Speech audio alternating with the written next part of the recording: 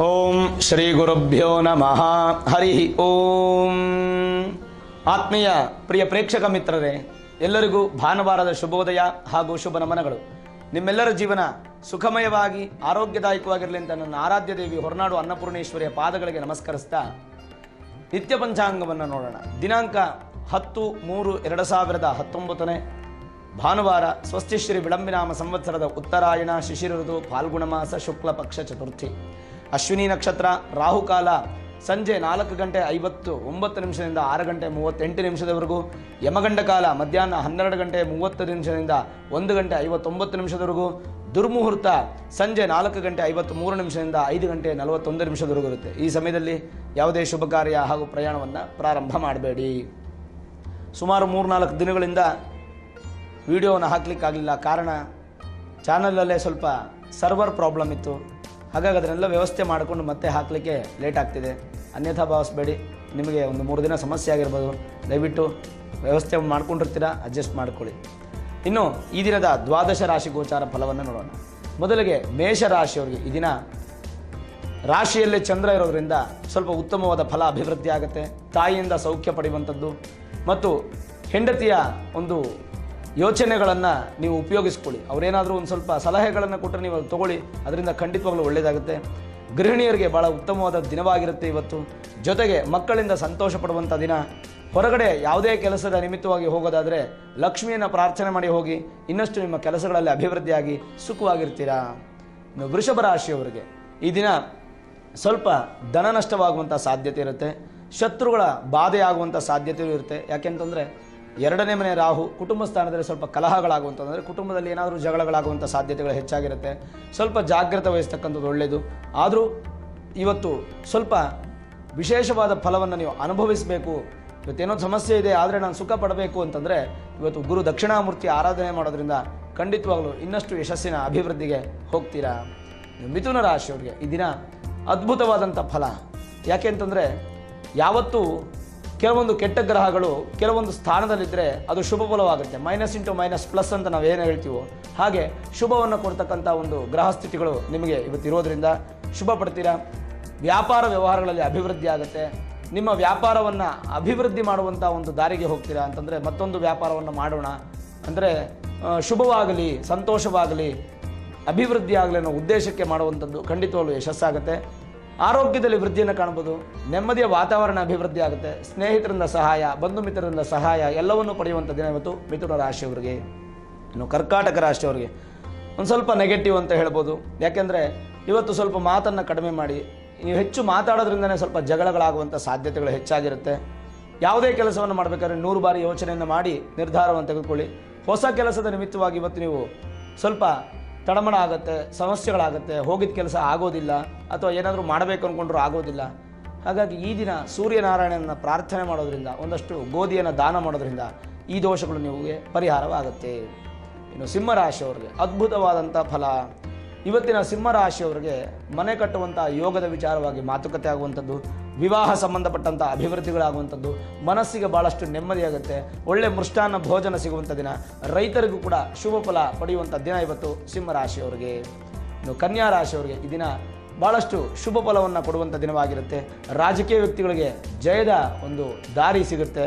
ಒಂದು ಪವರನ್ನು, ಸೀಟನ್ನು ಆಸೆ ಪಡುವಂಥವ್ರು ಇವತ್ತು ಪ್ರಯತ್ನ ಪಟ್ಟರೆ ಖಂಡಿತವಾಗಲೂ ಯಶಸ್ಸು ನಿಮ್ಮದಾಗುತ್ತೆ. ಶತ್ರು ಬಾಧೆ ಎಲ್ಲ ನಿವೃತ್ತಿ ಆಗುವಂಥದ್ದು, ಸಾಲ ಬಾಧೆಗಳಿದ್ದರೆ ಇವತ್ತು ನೀವು ಪರಿಹಾರ ಮಾಡ್ಕೊಳ್ತೀರಾ. ಅದಕ್ಕೆ ಸಂಬಂಧಪಟ್ಟಂಥ ಶಕ್ತಿ ನಿಮ್ಮಲ್ಲಿ ಅಭಿವೃದ್ಧಿ ಆಗುತ್ತೆ. ಕ್ರೀಡೆಗಳು ಮತ್ತು ಈ ಸಂಗೀತ, ಸಿನಿಮಾ ರಂಗದಲ್ಲಿರ್ತಕ್ಕಂಥವ್ರಿಗೂ ಕೂಡ ಭಾಳ ಯಶಸ್ಸಿನ ಫಲ ಅಭಿವೃದ್ಧಿ ಆಗುವಂಥದ್ದು. ಇನ್ನು ತುಲಾರಾಶಿಯವರಿಗೆ ಚಂದ್ರನ ಒಂದು ದೃಷ್ಟಿ ಇರತಕ್ಕಂಥದ್ದು. ತುಲಾರಾಶಿಗೆ ಶುಕ್ರನ ರಾಶಿ ಆದ್ದರಿಂದ ಇವತ್ತು ಬಹಳಷ್ಟು ಅಂದದ ಬಗ್ಗೆ ಹೆಚ್ಚು ಗಮನವನ್ನು ಕೊಡ್ತಕ್ಕಂಥದ್ದು ನೀವು. ಮತ್ತು ಹೊಸ ವಸ್ತ್ರಗಳನ್ನು ಖರೀದಿ ಮಾಡುವಂಥದ್ದು, ಎಲ್ಲಾದರೂ ದೂರ ಪ್ರಯಾಣ ಮಾಡುವಂಥದ್ದು, ಕುಟುಂಬ ಸಮೇತವಾಗಿ ಎಲ್ಲಾದರೂ ಹೋಗಿ ಬರುವಂಥದ್ದು, ಭಾಳಷ್ಟು ಸಂತೋಷವಾದ ದಿನ ಅಭಿವೃದ್ಧಿ ಆಗುವಂಥದ್ದು ತುಲಾರಾಶಿಯವರಿಗೆ. ಜೊತೆಗೆ ಧನಾಗಮವು ಕೂಡ ಇವತ್ತು ಸಿಗುವಂಥ ಸಾಧ್ಯತೆಗಳು ಹೆಚ್ಚಾಗಿರುತ್ತೆ. ವೃಶ್ಚಿಕ ರಾಶಿಯವರಿಗೆ ಇವತ್ತು ಬಹಳಷ್ಟು ಅನುಕೂಲಕರವಾಗಿರ್ತಕ್ಕಂಥದ್ದು ವೃಶ್ಚಿಕ ರಾಶಿಯವರಿಗೆ. ಯಾಕೆಂತಂದರೆ ಗುರುವಿನ ಸ್ಥಾನ ಅಭಿವೃದ್ಧಿ ಆಗಿರುವಂಥದ್ದು ಮತ್ತು ಕುಜನೇ ಅಧಿಪತಿ ಆದ್ದರಿಂದ ಕುಜನ ಒಂದು ಅನುಗ್ರಹದಿಂದ ಒಂದು ಫ್ಲ್ಯಾಟೋ ಮನೆನೋ ಅಥವಾ ಒಂದು ಸೈಟೋ ಖರೀದಿ ಮಾಡುವಂಥ ಯೋಚನೆ ನಿಮ್ಮದಾದರೆ ಖಂಡಿತ ಮುಂದುವರಿಸಿ ಯಶಸ್ಸು ಅಭಿವೃದ್ಧಿ ಆಗ್ತೀರಾ. ಸ್ತ್ರೀ ಸೌಖ್ಯ ಅಭಿವೃದ್ಧಿ ಆಗುತ್ತೆ ನಿಮಗೆ ಇವತ್ತು. ಹೆಣ್ಣು ಮಕ್ಕಳಿಂದ ಒಂದು ಒಳ್ಳೆಯ ಫಲ ನಿಮಗೆ ಅಭಿವೃದ್ಧಿ ಆಗುವಂಥದ್ದು. ಮತ್ತು ಮಗಳೇನಾದರೂ ಇದ್ದರೆ ನಿಮ್ಮ ಮಗಳು ಒಂದು ಒಳ್ಳೆಯ ಅಭಿವೃದ್ಧಿಯನ್ನು ಪಡಿತಾಳೆ. ಯಾವುದಾದ್ರೂ ಒಂದು ದಾರಿಯಲ್ಲಿ ಕ್ರೀಡೆಗಳಲ್ಲಾಗ್ಬೋದು, ಸಂಗೀತಲ್ಲಾಗ್ಬೋದು, ಅಥವಾ ವಿದ್ಯೆಯಲ್ಲಾಗ್ಬೋದು ಒಂದು ಒಳ್ಳೆಯ ಯಶಸ್ಸಿನ ದಾರಿಗೆ ಜಯತ್ವವನ್ನು ತಂದುಕೊಡ್ತಕ್ಕಂಥದ್ದು. ಅದರಿಂದ ನಿಮ್ಮ ಮನಸ್ಸಿಗೆ ಭಾಳಷ್ಟು ಸಂತೋಷವಾಗುವಂಥ ವಿಚಾರವಾಗುತ್ತೆ. ಇನ್ನು ಧನುರಾಶಿಯವರಿಗೆ ಸ್ವಲ್ಪ ಅಪಘಾತಗಳಾಗುವಂಥ ಸಾಧ್ಯತೆ, ಸಣ್ಣ ಪುಟ್ಟ ಗಾಡಿಯಲ್ಲಾಗ್ಬೋದು, ಕಾರಲ್ಲಾಗ್ಬೋದು, ಮನೆಯಲ್ಲೇ ಜಾರು ಬೀಳ್ತಕ್ಕಂಥದ್ದು, ಈ ಥರದ್ದು ಸಮಸ್ಯೆಗಳಾಗುವಂಥ ಸಾಧ್ಯತೆ. ಮತ್ತು ಇವತ್ತು ದೇವಾಲಯ ದರ್ಶನ ಮಾಡಲೇಬೇಕು. ಯಾವುದಾದ್ರೂ ದೇವಸ್ಥಾನಕ್ಕೆ ಹೋಗಿ ಬನ್ನಿ. ನಿಮ್ಮಲ್ಲಿರ್ತಕ್ಕಂಥ ನಿಮ್ಮ ಶರೀರದಲ್ಲಿರ್ತಕ್ಕಂಥ ನೆಗೆಟಿವನ್ನು ಪರಿಹಾರ ಮಾಡ್ಕೊಳ್ಬೇಕಾದ್ರೆ ನೀವು ದೇವಸ್ಥಾನಕ್ಕೆ ಹೋಗಲೇಬೇಕು. ದೇವಸ್ಥಾನಕ್ಕೆ ಹೋಗೋದ್ರಿಂದ ಖಂಡಿತವಾಗಲೂ ನಿಮಗೆ ನೆಗೆಟಿವ್ ಎಲ್ಲ ನಿವೃತ್ತಿ ಆಗುತ್ತೆ. ಸ್ವಲ್ಪ ಆರಾಮದಾಯಕವಾಗಿರುತ್ತೆ. ಸೋಂಬೇರಿತನ ಪಡಬೇಡಿ, ಹೆಚ್ಚು ದೇಹಾಲಸ್ಯ ಪಡ್ಕೊಬೇಡಿ. ಆದಷ್ಟು ಇವತ್ತು ಪಾಸಿಟಿವ್ ಆಗಿ ಥಿಂಕ್ ಮಾಡಿ. ನಿಮ್ಮ ಹಾರ್ಡ್ ವರ್ಕ್ ಮಾಡೋದ್ರಿಂದ, ಸ್ಮಾರ್ಟ್ ವರ್ಕ್ ಮಾಡೋದ್ರಿಂದ ಇವತ್ತು ಖಂಡಿತವಾಗಲೂ ಯಶಸ್ಸನ್ನು ಪಡಿತೀರಾ. ಇನ್ನು ಮಕರ ರಾಶಿಯವರಿಗೆ ಈ ದಿನ ಭಾಳ ಅದ್ಭುತವಾದಂಥ ವಿಶೇಷವಾದಂಥ ಫಲ. ಇವತ್ತು ನಿಮಗೆ ಅದೃಷ್ಟದ ದಿನ ಅಂತ ಹೇಳ್ಬೋದು. ಜೊತೆಗೆ ಆಕಸ್ಮಿಕವಾಗಿ ಧನಲಾಭ ಪ್ರಾಪ್ತಿ, ಹೊಸ ವಾಹನ ಖರೀದಿ ಮಾಡುವಂಥ ಯೋಗ ನಿಮಗಿದೆ. ಹಾಗಾಗಿ ಅದಕ್ಕೆ ಸಂಬಂಧಪಟ್ಟಂಥ ಯಶಸ್ಸಿನ ದಾರಿಗೆ ನೀವು ಹೋಗುವಂಥದ್ದು ಒಳ್ಳೆಯದು. ನಿಮ್ಮ ಕನಸುಗಳು ಕೂಡ ನೆನಸಾಗುವಂಥ ದಿನ. ಮುಂದಿನ ಜೀವನದ ಬಗ್ಗೆ ಮಹತ್ವಪೂರ್ಣ ನಿರ್ಧಾರವನ್ನು ತೆಗೆದುಕೊಳ್ಳುವಂಥ ದಿನ. ವಿದ್ಯಾರ್ಥಿಗಳಿಗೂ ಕೂಡ ಶುಭ ಫಲ. ಕುಂಭರಾಶಿಯವರಿಗೆ ಈ ದಿನ ಸ್ವಲ್ಪ ತೊಂದರೆಗಳಾಗುವಂಥ ಸಾಧ್ಯತೆ, ಧನವ್ಯಯವಾಗುವಂಥ ಸಾಧ್ಯತೆ. ಎಚ್ಚರ ವಹಿಸ್ತಕ್ಕಂಥದ್ದು ಒಳ್ಳೆಯದು. ಜೊತೆಗೆ ಯಾರನ್ನೂ ನಂಬಿ ಪರಿಪೂರ್ಣವಾಗಿ ಕೆಲಸವನ್ನು ಒಪ್ಪಿಸಬೇಡಿ, ಅದರಿಂದ ನಿಮಗೆ ಸಮಸ್ಯೆಗಳಾಗುತ್ತೆ. ನಿಮ್ಮ ನಂಬುದವರೇ ನಿಮಗೆ ಮೋಸ ಮಾಡುವಂಥ ಸಾಧ್ಯತೆಗಳು ಹೆಚ್ಚಾಗಿರುತ್ತೆ.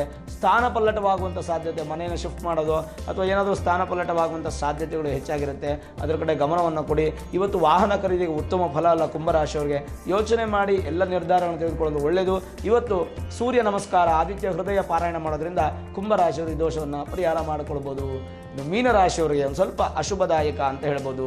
ಯಾಕೆಂದರೆ ನೀಚ ಸ್ಥಾನದಲ್ಲಿ ಬುಧ ಇರೋದ್ರಿಂದ ಸ್ವಲ್ಪ ಸಮಸ್ಯೆಗಳನ್ನು ತಂದುಕೊಳ್ಳುತ್ತೀರಾ. ಜೊತೆಗೆ 12ನೇ ಮನೆ, ಚಂದ್ರನಿಂದ 12ನೇ ಮನೆ ನಿಮ್ಮ ರಾಶಿ, ಆದ್ದರಿಂದ ಸ್ವಲ್ಪ ಸಮಸ್ಯೆ.